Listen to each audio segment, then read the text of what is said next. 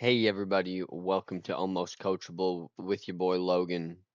Today we are doing a race review of the Austrian Grand Prix that happened this last weekend. Local race start time was like 6 a.m. for me, so I was locked in, ready to take notes and get ready for this review. So let's get into it. We had a interesting start, the formation lap. So rough weekend for the Williams. Started off with ya boy, smooth operator himself, Carlos Sainz. Smooth operator. Wasn't very smooth this weekend. The car, it was looking like brake seizures, so it just not moving back there, forcing it. He said it felt like the car was just constantly braking and braking, even on the formation lap. Pulled up to the pits and it looked, or didn't look, it just, his rear brakes caught on fire. So that was an immediate retire from him, which was rough. It's sad to see because, like I said, I like Carlos Sainz. It was a good start to the year for Williams. They've been falling off quite a bit the last couple races. Hopefully, they can turn it around. But it was definitely a rough weekend, a rough start for Williams. Uh, Speaking about the start, lap one, T3, we had this little contact between Kimi Antonelli and Max Verstappen. Kimi, it just looked like he was fighting traffic, brakes locked up, pulled a dicey move out, and made contact with the rear of Max Verstappen's axle, and it just whipped him around. Both of them retired right there. Lawson said something about he was nervous. I mean, he almost got taken out. I mean, Kimi Antonelli almost took out a few cars with that T3 wreck, but it looked like only Max and him were affected. Through a loop for everybody else, but Max Verstappen and him or Kimi looked like he apologized immediately.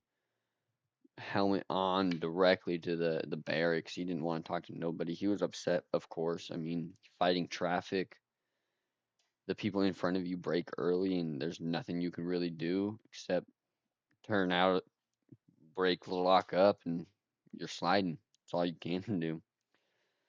He was handed a three-place grid penalty for that. I mean, I personally think it's a little excessive. I mean, yeah, DNF retired immediately, didn't have any opportunity for the 10-second penalty, but I mean, he was fighting traffic. It was a lap one, start of the race incident. That just seems to me a little rough for the rookie. Even Max was like, everybody makes mistakes. I mean, every driver gets their one or whatever he said. I mean, it didn't seem like he was too distraught about the whole situation. Definitely upset. Didn't want the weekend to end on the first lap. He wanted to score some points for Red Bull, but it is what it is. You gotta make out what you can make out of the weekend, and that's what he said. Labeled it as a painful result. That's funny. Um, but yeah, rough weekend for Max, of course. Um, no points. Looks like Max is trying to throw his contract out the window with Red Bull. If he in his contract there's a clause as if he's under third place in the drivers championship that by summer break he can opt out of his contract and look be a free agent at that point. That's a hot take. Probably not going to happen. I know one thing about Max, and that is he loves to win races. I don't think there's a bone in his body that would be able to make him throw a race. So that's out the window. Unless if something like this happens again and he crashes, that would be the only way I could see that clause in his contract coming to play. But it's a talking discussion. People will be talking about that. Another is going back to the Williams rough weekend, like I said. I mean, DNF by Albon, right? Albon. Yeah, DNF by Albon. It looked like on the eighth or ninth lap, he turned. into turn three a little sharp, hit the curb and had some floor damage that stayed with him. He retired 11 laps later at like 20, 19, 20-ish. Rough weekend for the Williams altogether.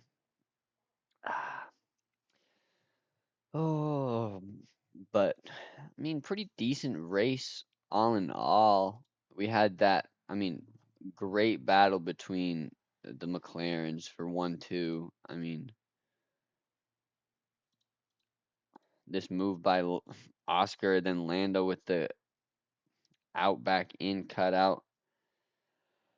Piastri had a good outtake on that P3, but Lando's just in the grippier part of the track, and just Lando can't finish that on the. I think that was lap 11, and then a couple laps. No, lap 11 is when he turned in, locked on T4, locked his inner right, had a flat spot. That's when Lando Norris really had the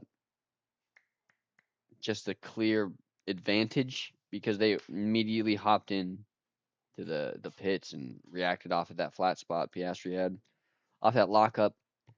Yeah, and that's what really just secured Norris the win. I think Piastri's team tried to do what they could. They just couldn't get that outlap. They couldn't, or not that outlap, but that overcut. They couldn't get that done. And with that flat spot on the upper inner right, it was tough. I mean, inner right has a good amount of dag on this track for sure. So it was rough. He did what he could, just couldn't get that overcut, whatever.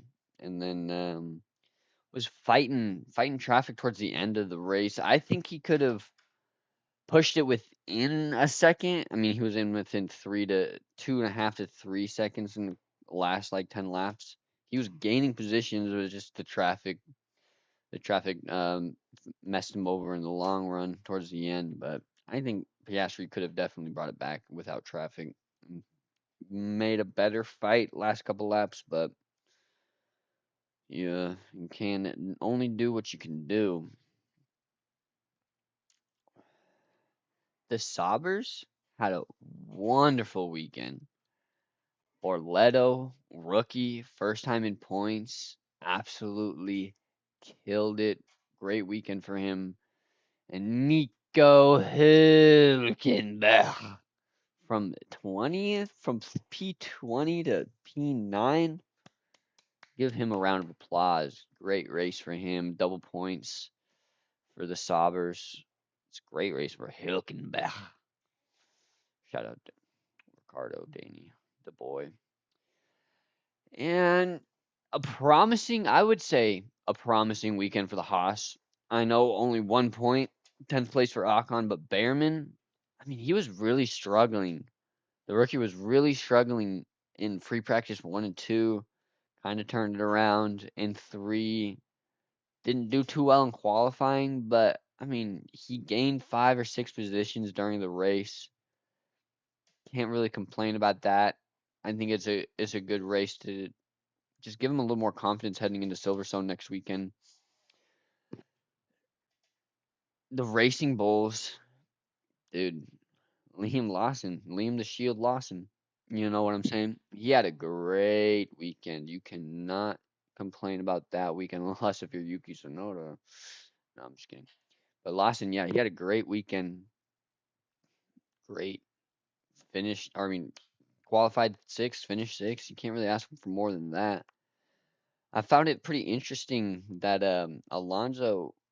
I mean, he was kind of off on his car this weekend. He said it wasn't the quickest in the fast line. It wasn't quick or in a straight line. It wasn't quickest through the turns. The only reason, I mean, he's a shifty old man, a shifty old fox. So I mean, he knows how to race. He even told Borletto, I mean, like you really should have had that battle. He just has more experience with the DRS, and the DRS train really helped him out to place seventh. But I mean, even he said that race were questionable. The car was questionable the entire weekend. Like, but I love myself some Fernando Alonso, old man, still racing crazy, crazy bat. Still insane reaction times for 40 something. P7, can't complain. If you're can't complain if you're oh wow.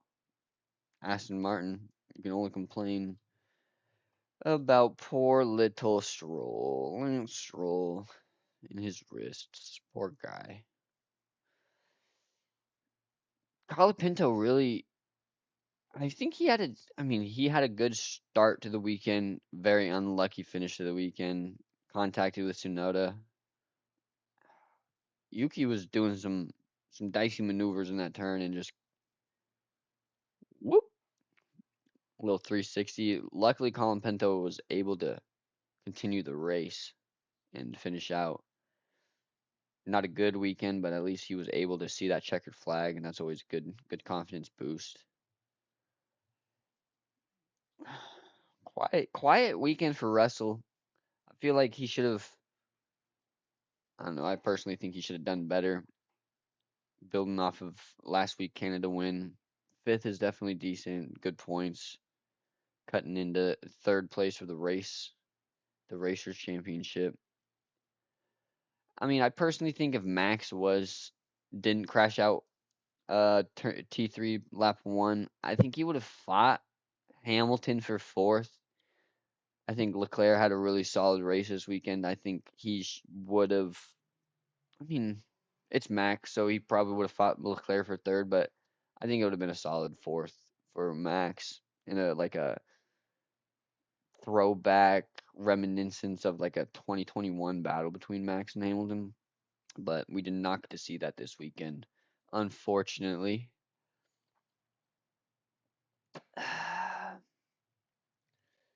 But very interesting to say the least weekend for DNFs. The brake seizure and with the fire to start it off was crazy with the 10-minute delay. That was intriguing to say the least. What is going on with the Williams is it's my biggest thing. But yeah, this is a solid weekend for McLaren, of course. They're just absolutely showing the dominance of that car this year. Killing it in the constructors, almost doubling Ferraris and Mercedes points. Can't be too upset with that. Ferrari had a great weekend. Looks like their upgrades were better than whatever they were doing before. But can we talk about the race engineers for Ferrari?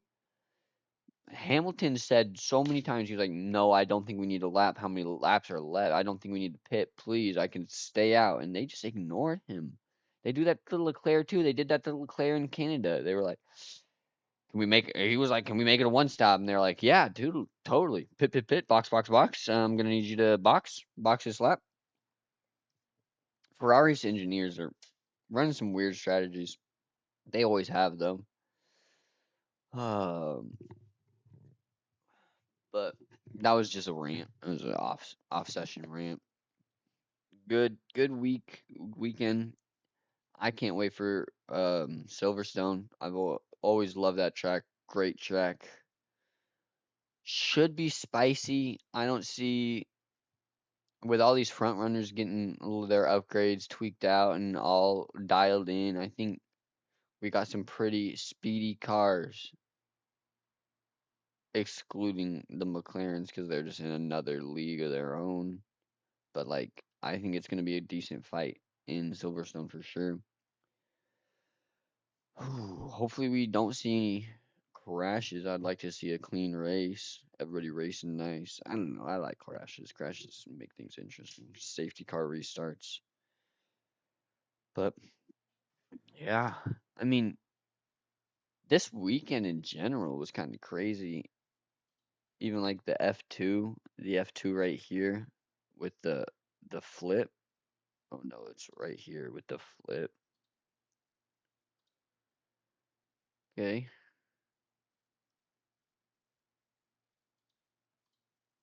Yeah, right here. Coming in hot. Boom. F2 drivers go crazy. They just are absolute dogs. That tire says, I don't want to do this no more. They're dogs. It's just they get in there and they're trying to just prove to the world that they are him. They are all him. And what free practice one, the the the F2 driver that came up done, right? It was done. Yeah. Placing fourth, free practice one. What, like first or second time in an F1 car? Dude was flying. He might, he's gonna have a career ahead of him for sure. He just needs to focus up on F2, finish that out, and bro's gonna have a seat in F1 one day for sure.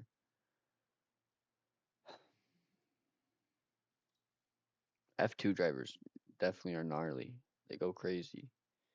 Same with the F1 Academy drivers. Them women drivers are ruthless. They really do not be given AF, dog. They don't care. They are like, get out of my way type shit. Move, bitch. Get out the way. I was watching them last week in Canada and some good races. Some good races. They Rubbin's racing. That's all I'm gonna say to that.